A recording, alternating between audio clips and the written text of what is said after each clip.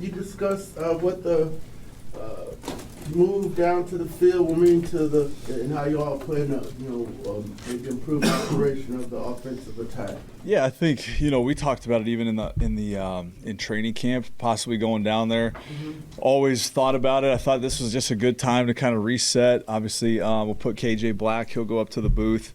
And then I'll go down there. I think just from a communication standpoint, it's always good to see those guys' eyes, hear their response after the play, after the series rather, with offensive line, QBs, receivers. So something I've always thought about, and then just thought, obviously the headset last week went out on us a ton, and I know the NFL is looking into those things with some of those things with Mike's headset going out at Carolina. So obviously just being down there, being closer to the guys was the main thing. But yeah, I'll go down and we'll roll from there.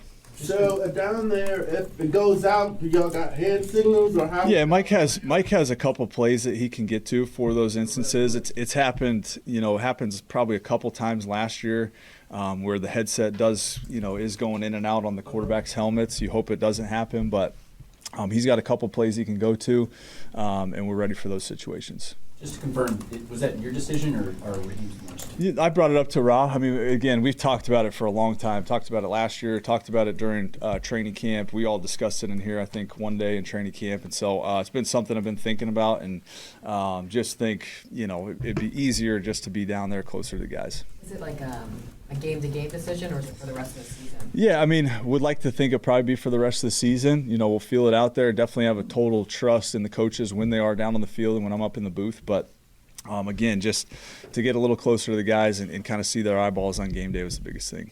How much does Michael's lack of sounds so bad, but like less experience than Kirk, just overall impact this decision to be down closer to him as a younger quarterback? I think it has something to do with it, for sure, like you're saying. I mean, again, I thought about it even last year with Kirk, too, and obviously just being present with those guys down there is the main goal. But certainly with a young quarterback, and you want to make sure that we're, speaking the same language in between series, and there's not we're not having to play telephone, through the headset. So that's the main goal with it, and we'll roll from there. What happened Sunday? You're in this game. I take full responsibility, full accountability for the performance we had on offense. That is not our standard, and as the offensive coordinator, we cannot have those type of performances.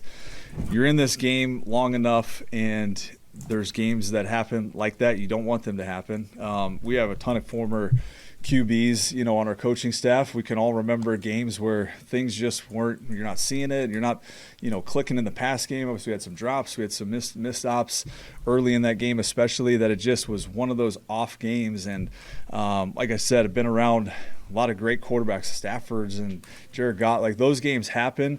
You just hope that it's a small number throughout the season. And then the fact of the matter is, when the quarterback might be a little bit off, the rest of everybody's got to be tied in together, and we didn't have that. It was kind of everybody was taking their turns. When Mike was right, maybe the receivers were wrong. Maybe when Mike was wrong, so it was just kind of a comedy of errors. Obviously, incredibly humbling, day out there. I don't think any of us have ever really been a part of something like that. But again, it was just a really off day. Thought the energy, at practice all last week was great. I thought the energy in pregame warm-ups was good. I mean, guys were pumped up. That is a sleepy place, as you guys know, to play. But didn't feel any way pregame. It just, when the ball was snapped, obviously the first snap of the game, we throw one off Kyle, and it was just kind of like from there it just it just didn't go our way. So obviously a lot to correct from last week. The guys in the locker room right after the game were awesome. They had a great look in their eye for how down everybody felt. I mean, we were dapping each other up like, man, that's not us. Like, we got to get that stuff corrected, and we got to execute better. So they all knew it, in the moment, but then seeing their response after the game and then seeing how they showed up Monday, they've been awesome. And obviously we just had a great walkthrough here today. They're fired up to get back on the grass and just flush it. You move on. The emotions of the week to week, I know that's your guys' job to report that. These guys stay nice and steady. A week ago we were sitting up here saying how great Mike's been playing. He put a Superman cape on in week one, played outstanding in a tough atmosphere in Minnesota. We executed really well. We had a good plan, and then last week, it just didn't go our way. So a lot of things that we got to correct, make sure we get those things off the tape so it doesn't happen going forward. talk about Jared and Matthew, when those guys have a dud, they understand that that happens because they've been doing this a while. Sure. How do you get Mike, as a young quarterback, to bounce back? Yeah, How do you have to help him do that? He's such a naturally confident guy, as you guys have been around him. Have no issues or have anything that we need to really even talk about in terms of that stuff, because I know he'll bounce back. He's played a lot of football, Indiana, Washington. He's had games like that throughout his college career. It just so happened that he is still a very young player. We're still, working with a rookie quarterback in terms of the amount of games he's played. So, it is the first game that we've had some adversity at that spot, but I have no doubt that Mike will bounce back. Like I said, he's an incredibly confident guy. Teammates have so much confidence in him that he'll hit the ground running today at practice, and then we'll just be rolling. Do you envision further changes with this offense coming out this weekend rather than just moving down the sideline?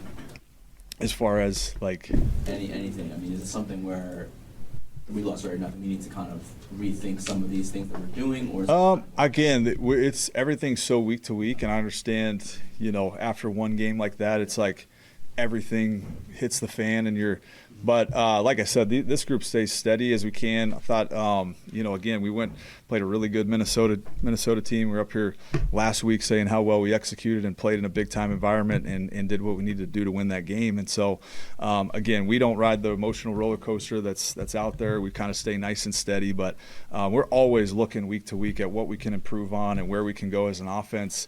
You're always early in the season finding your identity. You think you have an idea going into the season, but the players create the identity as things get going.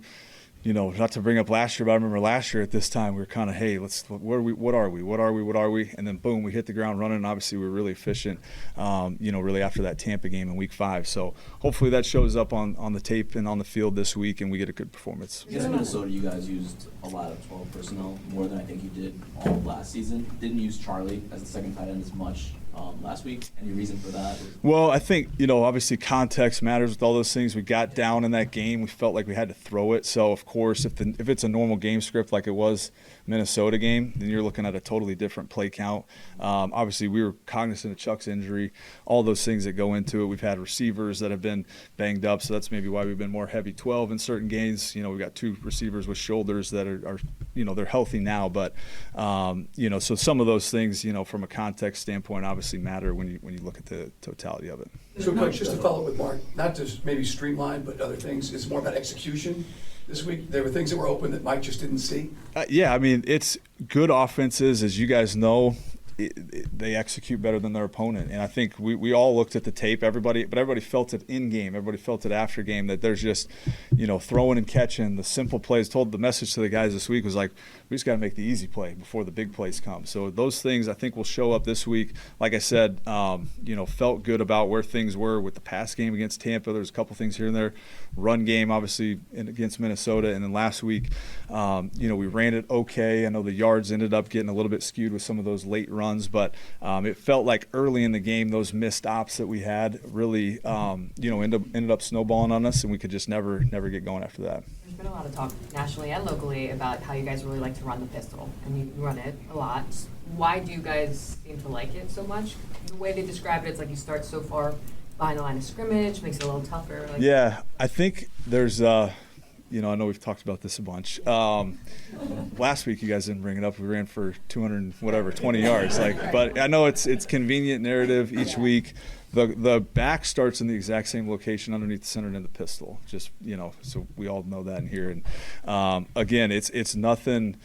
There's nothing different. Obviously, our run game has so many different snap points and things that we activate with some of our tight ends, some of our receivers, that it does give us a ton of versatility. It was incredibly successful for us last year.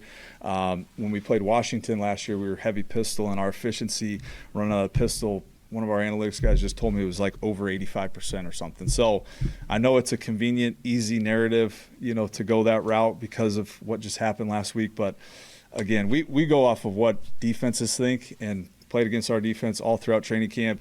Defensive coordinators that I talked to in the offseason tell us how difficult that is to defend, just in terms of the versatility that there is out of it. So we'll always go off of what the defense thinks, as opposed to, no offense, anything out there. Zach, Mike's got the lowest deep pass rate in the NFL according to PFF's charting. I know that they're probably defending him differently, but Raheem said on Monday that there were just some opportunities there potentially that he could have gone down Sure. the deep pass. Does that indicate anything to you as to like what his mindset? No, I think, the first week, the ball was kind of having to come out pretty quick. They were heating us up a little bit. They were basically daring us to run it. And so I thought he did a great job distributing that in that first Tampa game. And then, we've talked about it last against Minnesota. I mean, those guys are playing 35 yards deep, and they were basically daring us to run it. And so it was kind of an inverse. This week, we did have some opportunities early in the game to possibly get down there, especially on that first drive. But, again, we are getting – I'm a little bit surprised how much teams are trying to take away the deep stuff, which is why the run game's been fairly efficient once we've got past that Tampa game. But, again, those opportunities will present themselves. We're trying to stay aggressive, trusting Mike that he's going to make the right decision with the football. But, again, I'm sure, a small sample size, three games in, but shoot, we want to get that deep ball going with our guys, knowing what a strength it is for Mike. How do you get to the point where offensively you guys can start dictating terms of like what the defense does? I understand like responding to what they're doing, but how do you get to a point where you can be? Yeah, it seems like we kind of have been dictating based on the first few weeks. I mean, we've had, again, Tampa was with our receivers being down. They were kind of saying, okay, let's see if you guys can throw it. And then it felt like we were dictating that Minnesota game by them being scared of our deep passing game and playing their safeties that high, and we ran it. So it feels like we are getting the looks that we're hoping to get now that we've got some film on some teams and those types of things. But again, it feels like we're not having to match them; they're matching us each week. And again, last week was just a total, kind of one-off. We hope it never happens again, and hopefully we can get things going. Mike told us he didn't play winning football on Sunday, and it's a testament to him that it probably hasn't happened that much in his career, even going back to college. He's a very good quarterback. How do you get him to bounce back from just not having had that experience before? Yeah, I think, like I was saying kind of earlier, like Mike is such a confident guy. I mean, I don't think when he showed up on Monday, he was the same guy. When he showed up at the walkthrough, he was the exact same guy. He's got such a great demeanor about him. I don't think really we need some pump-up speech to him and say, hey, man, keep your head up. It's all good. He knows it. He's very mature beyond his years, and I think everything will just kind of sort itself out. You flush the week. Everybody loves getting to Wednesday. You get the new game plan. You get out to practice, and you kind of can just forget about what happened on the previous week. So have no issues or any concerns, rather, that he's going to bounce back. You said there was frustration building into his game, just with the footwork and things as that game developed. Yeah, I think, like I said, those games happen and you feel just a little bit off, and then you're off rhythm with some things, and maybe your eyes aren't in the right spot, and it affects your footwork and what you're seeing and all those different things. So, it felt like one of those games, and you kind of try to get a little rhythm going, and we just never could find it. But yeah, like I said, those games happen. You don't want them to happen often, and we ultimately got to play a lot better around him too to help him out whenever those things happen. Speaking of that, I mean, getting Darnell Mooney involved, it seems like it's one of the keys to getting this explosive passing attack. For sure. What have you seen from him just so far, just as he's still coming back from? Yeah, like you mentioned, Mooney's basically still in his ramp-up period from training camp. This is his training camp. Everybody else had, good callus throughout training camp to get ready for the season. He's still getting back into it. He's getting his legs back. That's probably the most he's ever taken himself out of a game in Carolina the other day, because he typically, you can't get him off the field. And so that tells a lot that he is still working back into it. He's working his wind up. He's working his legs back. But anticipate that that's just going to continue to grow, continue to get better, continue to have confidence in his shoulder and everything in terms of taking hits and those types of things. So have no doubt that Mooney will get this thing rolling, and should feel a lot like last year when we had those top two guys rolling. We were hard to stop in the pass game. How deep into the weeds do you get in film and kind of analyzing what went wrong and what to fix, and before moving on to the next game? Like Mike was saying, he watched the film twice on Sunday, and then by Monday he was moved on. Yep. Yeah, same thing for us as coaches. I probably watched it 4 times on Sunday, twice on Monday. We bring the guys in on Monday.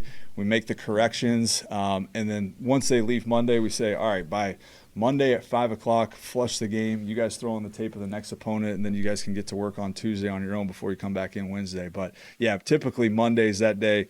All right, whatever happened, whether it was good, whether it was bad, you flush it, and then knowing just how fast these weeks start flying by once you start getting the season going. So you flush it on Monday, try to say about 5, 6 o'clock, whatever the result was, good or bad, and you move on to the next week. Coach, with that Hilliard's dismissal, was there like a disconnect in the offensive meeting room that felt?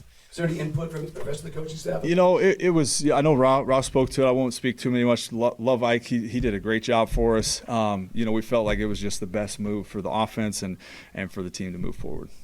Going back to what you said about Michael's confidence, obviously he showed frustration, and as Raheem said, was down on the sideline, and of course TDP was focused on that for a while. Did you see that? Was that jarring to you, and did that at all have anything to do with your decision to go on the field?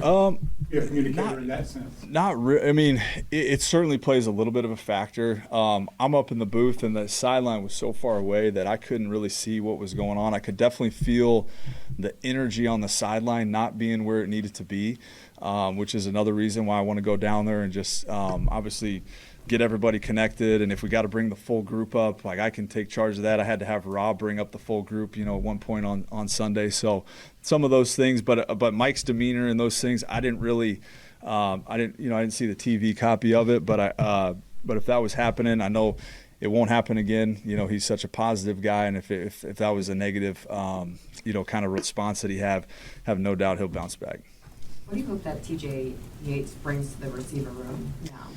TJ's got such a great relationship with those guys. Obviously, he's coached a few of them from a couple years back, and TJ has total ownership of the offense. He's a pass game coordinator. He does a great job in all facets of the game, run game, pass game. He's got a total big picture understanding. He knows how defenses are trying to play. He knows how we're trying to attack defenses. He'll do a great job. He sees the game through the quarterback lens, which also ultimately will just streamline that information from what we talk about in the meeting room to those receivers, and hopefully the results show. One of the critiques of this offense, just in general, nationally, just from pundits like that, just like a level of predictability from the offense. How would you respond to statements like that? Yeah, I'd have to see what we don't feel that way. I feel like sometimes when you have these type of games as coaches, you say, okay, do we need to pull back? How can we pull back to simplify? And maybe we're trying to do much from a schematic standpoint. That's always, what we're looking inward as coaches is like, okay, maybe we put too much on the plate. Maybe we're trying to scheme too much, and we need to simplify it. So I would actually kind of counter that to say, in these moments, you typically try to get simpler, where we possibly could have been trying to over scheme at times. But yeah, don't see any of that. Don't see that from our opponent. They're playing everything true. Again, the execution will handle a lot of those things, and again, that starts with me. We got to be able to have the right clarity so that we can execute on Sunday, and so those things don't happen. Have there been issues getting the plays in before the play clock starts running down? It seems like, at least from a layman, it seems like sometimes they're getting set pretty late in the clock. Sure, there's been a couple times, like I mentioned last week, with the headset going in and out for Mike, like those were difficult situations. We hope that those don't happen. Hopefully they can get the clarity for those headsets so that it doesn't happen. There's been a couple instances where maybe there was a late sub from a defensive perspective, and then we're getting another play in and we had to bang a timeout. That's happened actually twice this year. So everything else operation-wise, I do think me going down on the field will help, maybe the clarity between the ears with Mike and the headset. So all that obviously we're looking into, but some of those were obviously Carolina, like I mentioned last week, just the headset going in and out on Mike. He said it happened multiple times, and hopefully we can get that cleared up. From a quarterback's perspective, when those things happen, how much does that hamstring a young quarterback when he's trying to figure out, reading the defense and then getting guys lined up, and how is that kind of just created? When the headset's going out, you're saying? Yeah, it's difficult because there's, I'm saying the play, and then he's getting the first part, and then it cuts out, and then it's back. So he's trying to piece that together. So like I said, hopefully it doesn't happen again. Hopefully they get that cleared up. I know that there are a lot of in-game things that dictate what you guys do in the red zone. Taking Carolina out of it, obviously, I'm only asking about the red zone because Rob mentioned it this morning that you guys have to fix those issues. What do you think is the problem? Yeah, it's similar to what we were saying last week in Minnesota. I think like the early downs, we're not getting, we're not executing as cleanly. We've got a couple drop passes on some of the get back on track downs that are putting us into too many third down situations down there, which are always going to be difficult. I know I mentioned last week, I thought Minnesota did a great job. They were kind of doubling our receivers. They were making us basically, the pass rush was getting home, so we kind of had to move off the spot a few times. But again, a small sample size of plays that we have so far, but it's got to be way better. And it starts with me, and it will be better going forward. Time for one more? I was just curious, so to explain it for me, like when you're in the box, the only communication you really have is through the headset and then there's like a phone. Like, is that pretty much it on the sideline? So you can have way more of it now that you're 100%. Yeah. So I have my headset. Anytime I click on, it's the whole offense, and then I have another button that I can click just to the quarterback, just when he's on the field. So again, it'll be a lot cleaner, I think, just being down there. And the biggest thing is just, hey, Lindstrom, what'd you see on that drive? Us being able to just talk as opposed to, hey, Ledford saying, hey, Zach, what about, so it'll be just easier, streamlined communication in between series. All right, thank you. Cool. Thank you, guys. Appreciate it. Thanks, Zach. What's the state of the defense after the loss to Carolina to try to move forward here and get ready for the Commanders? Yeah, a lot of growth opportunity from that game. Obviously didn't play anywhere near to our standard. The expectations of everyone in that group, coaches, players alike, so fans alike. I think through the first 2 weeks we'd created a standard that was pretty unique, and we fell short. And we fell short from a coaching perspective, from a playing perspective, and a results perspective, ultimately. So we got to play better, we will. How do you reestablish the pass rush? We saw the pass rush 2 weeks, and then just, yeah, we had it. It was eight pressures, 3 hits, a sack. But the truth of it is, when you really go back and watch the tape, I felt like there was 3 miss-ops to get additional pressure. The game just didn't work out that way. It was just, there wasn't a lot of passing opportunities, and I think their mode of operation, especially as the game went along, especially in their side of the field, was not to be aggressive and not push the ball down the field. Even I felt like 3rd and 7 to 11 became 3rd and 2 to 6. And it was quick, it was timing, it made it harder for our pass rush to have the same type of production. But at the same time, we can always be better, and we evaluated every single pass rush op, and we could have got better in all of them, to tell you the truth.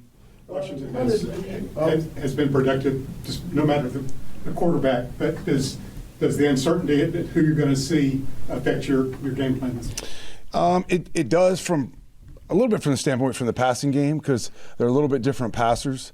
I really believe this team, they make their money with their run game, and whether that's the run itself or what it sets up or the RPO off the run game. So that is going to be the same regardless. Jaden ran that at a high level in college, and he's run at a high level at the Commanders. Marcus Mariota, everywhere he's gone, he's run at a high level. I've had experience with him at the collegiate level and the professional level, so I'm getting sick and tired of playing against him. He's a pain in the butt. He's a better athlete than you want him to be. He can run that offense at a high level. So regardless of who we face, it's going to be a tremendous challenge. The 3 backs that they ran out last week, they got different styles. They do. McNichols and.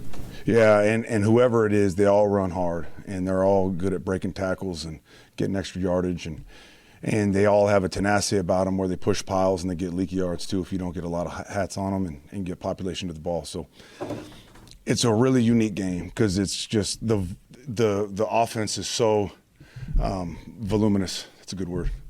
That there's so much stuff, like there's so much, variations of zone read, bypass, zone read, a million different, counter OT, gap schemes, and a lot of pass game to go with it. So, preparing for all this stuff it can get a little overwhelming, but the beauty of it is there is an element of, once you're through the first quarter, you got a decent idea about how they're attacking you. So it's just trying to, compartmentalize that information and just understand how we're being attacked today, and then adjust accordingly. Is that voluminous offense more on like the breadth of different types of things they can throw at you, or is it more the like variety in a few things that they throw at you, but it's going to look a lot different? It's really both, because they've got a drop back game that's nasty. They got quick game, they got RPOs, they got obviously a run game that's very.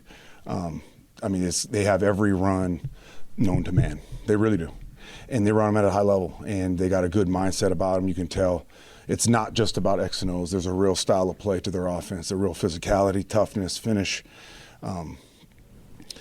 They're a very difficult offense to contain.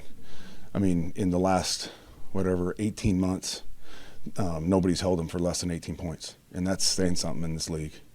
And they've had tremendous success, and we're gonna have to play our best ball to contain them. It kind of seemed like Carolina was maybe targeting is a strong word, but looking towards the rookies on the defensive side of the ball for y'all, especially in the passing game. Was that any kind of a learning moment for Xavier, for Billy, in some of those spots afterwards? Yeah, to tell you the truth, I kind of felt a similar feeling as the game was going, and then to tell you the truth, I was ready to get the stat sheet and be like, number 4 had 178 yards, because that's what it felt like in my brain in the game, because I'm constantly trying to give guys help, and where can we spin the rotation, where can we bracket, all those things. And, although I think they might have done that intentionally, I thought our guys stood up, that minus that first drive was, we got outplayed and outcoached, and we didn't play our brand of ball. And then I'd say the last drive we got leaned on in the run game. And there's never except fors, and I never, except for those, it wasn't good enough. That's the truth. But I really felt that's where the downfall of the defense came. And we just can't have those moments, whether it's the start of the game, end of the game, middle of the game. We have to hang our hat on consistency and sustain greatness, and that was not a demonstration of that. The kind of like pick route on that, I think, 4th down. Yeah, the Raven. Yeah. That you want him to go over top in that moment? Did he kind of do it the right way? Yeah, it was not executed well by anybody there. Myself included. We could have done a better job from a play call standpoint. Obviously, they booked us for man in that situation. They got it and they beat us. We can play it better. We can coach it better, for sure. Yeah, Coach, how did Dee Alford do in stepping in there for AJ last game? I thought he did an excellent job, to tell you the truth. I really did. He battled his butt off. I thought he played at a really high level. I thought both corners did. I thought Mike Hughes played exceptionally well, too. They were definitely, in my opinion, the brighter spots of that game. And I know it's hard to find brightness in a 30-0 game, but if there was bright spots, it would have been those two. Dee, a guy that, he gives up whatever it is, 7 inches to number 4, if not more. The times he was targeted, he battled, he got the ball out, So it was, I was extremely happy with the way Dee played. Some fans who don't track the offseason as closely may be surprised to see Deebo Samuel in a Commander's jersey. Yeah. What has he brought to their offense, and maybe some of that versatility and absolutely. He is. He's a better running back than you want him to be, a better receiver than you want him to be. He's a better quarterback when he's the Wildcat. He does everything, and it's like you said, this versatility is his superpower. He's so interesting because when you watch tape, you can fall asleep on him, because it's not like this 4.2 speed and this and that. But then he just gets the ball and he breaks 17 tackles, and nobody can tackle him. We played him in the opener last year with San Francisco, and not that I slept on him by any means, but, maybe didn't emphasize what he was outside of the X and O's, the scheme, and how they utilized him, just the player when he gets the ball in his hands. He is an extremely hard tackle. He reminds me in a lot of ways of like a thicker, denser version of Alvin Kamara, just incredible contact balance, and just people just bounce off him, So we got to get population to him. We got to take the extra step, put our bodies on him, commit to the wrap, and never fall asleep on him, because he can make you pay if you do. Along those lines, just a follow-up on that, is like when you're going up against somebody who's maybe a more difficult person to tackle, maybe for physical reasons. Right. is the approach to give them a lighter week out here during the week to preserve their bodies for it, or is it you emphasize that physicality to get them in that mindset? Like, I can see arguments for either. Yeah, I would always lean towards the emphasis on the physicality part of it and the population of the ball. And, you know, he's not a guy you want to tackle with one human being, you know. So to think, okay, that guy's got it, that's the wrong mentality. You got to assume the tackle's going to be broken. You got to assume he needs help. And we're gonna approach it that way. Obviously early in the season, but how hard is it going to be to bounce back from 0-2 in the division this early? Yeah, we just got to win this game. You know, we got to attack this week and attack this process and make it the best week of prep that we've ever had as a unit here. So that's where we're gonna go. All right. All right, thank you guys. Obviously, it's always hard to see a coach be let go, but what do you think TJ Yates can bring to this receiver group? Just a different lens. I feel like as a room, it's still our room as a receiver core. We gotta go out there and make plays. They're not going out there catching the ball, so it's the room for real. But standard is a standard in our room, so it's gonna stay that. Do you feel like there's a frustration in the room that you guys haven't been able to get into the end zone and make a bigger impact?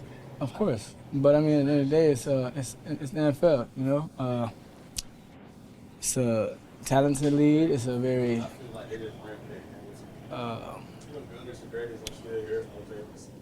what's the word I'm looking for? Hard lead. I would say it's a hard lead. You know, every game is just maybe field goal here and there. You win. You can be 0-16 and lose every game by a field goal or a point. And for us, it's just every day we got to execute. And that day we didn't execute well in the last game at all. But for us, it's just going to work, man. It ain't really nothing to be said for real. You know? Why does it seem like it's been so hard to execute, especially on all three levels? Because it's the NFL, and it's like rents do every day, you know. And you gotta be on one accord in this league. It's NFL, the quarterback gotta be in tune with the receivers, lineman gotta be in tune with the running back gotta be on point with blitzes and so on and so on. And so, and all three phases gotta come to light too. You know, defense gotta match the offense gotta match the defense, and special teams gotta always come and play. And it's a three-phase game. Is that cohesion with Mike something that you're able to do during the practice week, or is that something that can only come on Sundays? I mean, it starts on the field. I think at practice.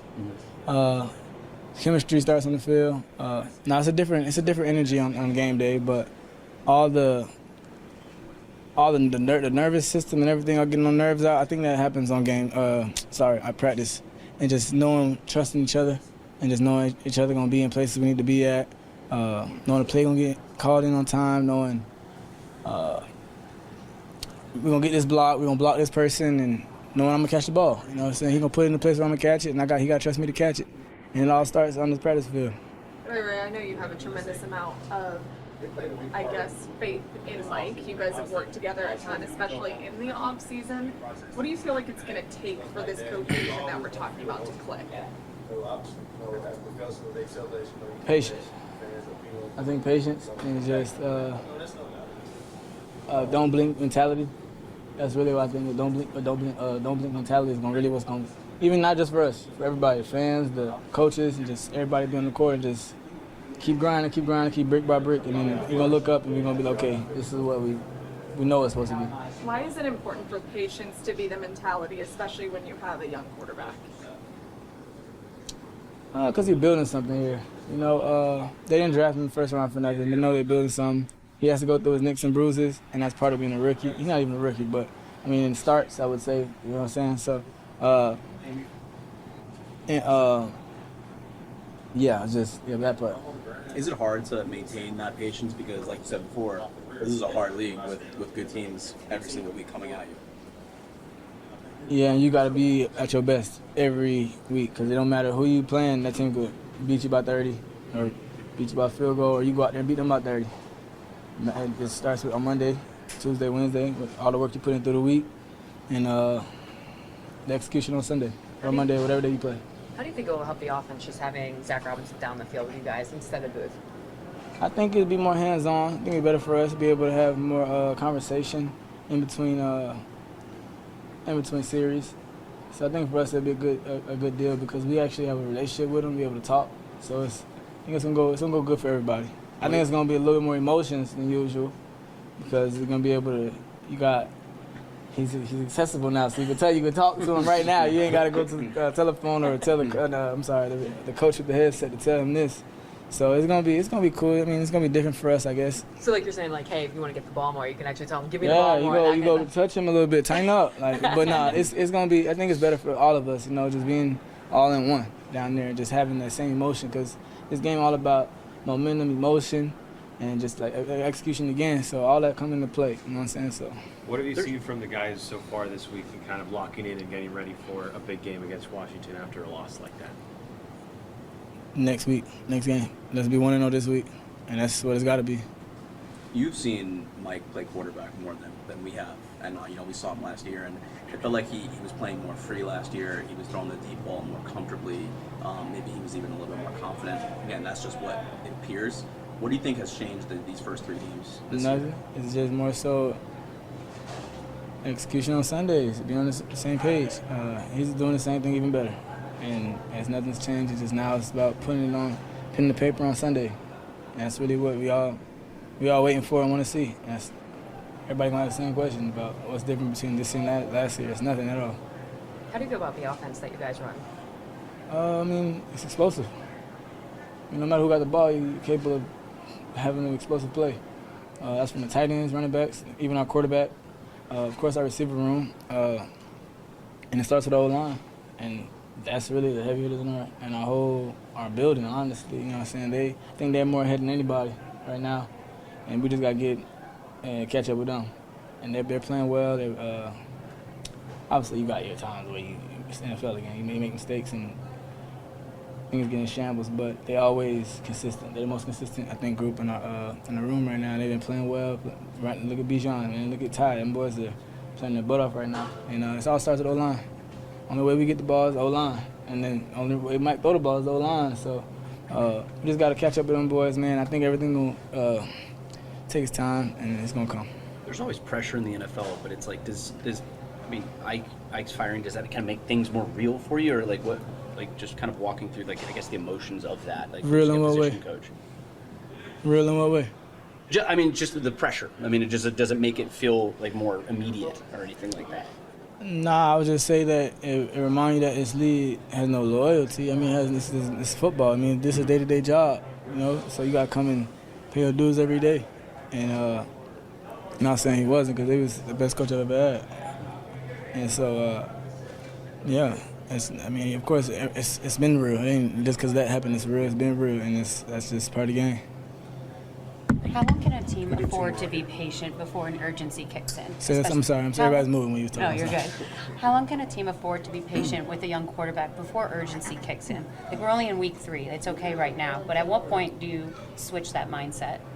When you lose 30-0, and mindset better switch. NFL. Everybody job online, and so we know that. And urgency better kick in, or none of us gonna be here. You know what I'm saying? So it's like I said, it's a day-to-day job. I'm gonna do every day, and for me, it's been real. I've been on 14, so I know it's NFL. I understand it. So for me, it's go out there and grind. Yeah.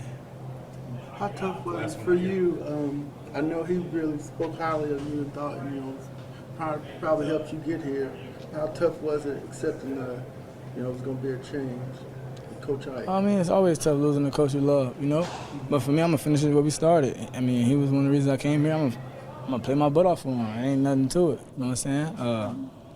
He was a staple in our room, and we gonna hold it down for him. It ain't really nothing to it. Just go play ball. He not catching the ball on Sundays, so we still gotta do our job. How eager were you to prove yourself? I mean, pretty much very eager. I feel like that's everyone, in the NFL, just getting that opportunity. You always want to, prove yourself and just prove that you belong in the NFL. So, like I said, I think that's pretty much anyone. After, 3 weeks, what's the difference between this defense and last year's defense? I mean, you really can see, you put the film on, guys flying around, D-line, pass rush, the secondary plan is one, high-level communication. I feel like, that's a big difference from this, defense and last year defense. Obviously we understand the importance, of, doing our assignments. So that's the mindset that we approach this, this year with. So. What difference do the rookies make? What So- difference do the rookies make? The rookies make a great difference. Shouts out to the young boys, man. Bill and X, the D-line, we got JPJ, J-Walk, and pretty well, other rookies, but they play a huge part in our success, man. They came in and fit right into the scheme, and, they've been showing that they belong here. Where can this defense get better? Like, where do you still feel like it can improve? Man, we can, get better with creating more turnovers, Obviously, I can take you back weeks ago, we had so many opportunities. We dropped a lot of interceptions, So, yeah, we can get better, with just finding ways to create turnovers, whether it's interceptions, punching the ball out, in the run game, and, just execute all over. Aside from the aspects of wanting to prove yourself, what feels different for you this year? Oh, man, I wouldn't say nothing feels different. You feel me? I just feel like just having that you got to prove it mindset. You just knowing that, next play mentality whenever you're on the field, you just, you're trying to, make a name for yourself. Obviously, the year didn't go as well for me last year. I put that behind me. This whole offseason, I was focused on getting better, and I feel like Coach Rod giving me the opportunity, to show that I've been getting better. So that's all that matters. And what do you like about Jeff Ulbrich's defensive scheme that kind of helps you grow into that mindset of wanting to more? It's player led. You see a play, you make that play. It's sometimes you can't always depend on the whiteboard, stuff like that. Sometimes you gotta watch extra film and see those looks to own and different things like that, so you can see a play and you execute it. A lot of times guys be out there moving off of muscle memory. It don't necessarily be the defense. It's being able to film studying and seeing plays that you can make. So yeah, that's pretty much a big thing with Coach Brick, man. He's a great guy. He brings energy in the locker room and the meet room every day, and he's just one of those coaches you want to put it all on the line for. From a team perspective, just how important is it for you guys to kind of move on from last week, forget about it, and move on to focus the It's very important, man. Obviously, things didn't go how we wanted to go last week. So, the thing about the NFL, you have another week to improve. So I feel like, this will be a big week for us, all coming together, whether it's special team, offense, defense, and, playing as one. And, hopefully we get this dub Sunday. When preparing for a quarterback like Jaden Daniels, what are the keys to trying to stop a guy that's as dynamic as he is? You got to be ready to play 2 downs and 1. What I mean by that is obviously, you covering the receivers, but, he like to scramble a lot in the stem plays. So, as a secondary, we got to get ready, to cover more than one in one play. Just scramble drills and keep your eyes on your receivers and, get ready to make plays down the field.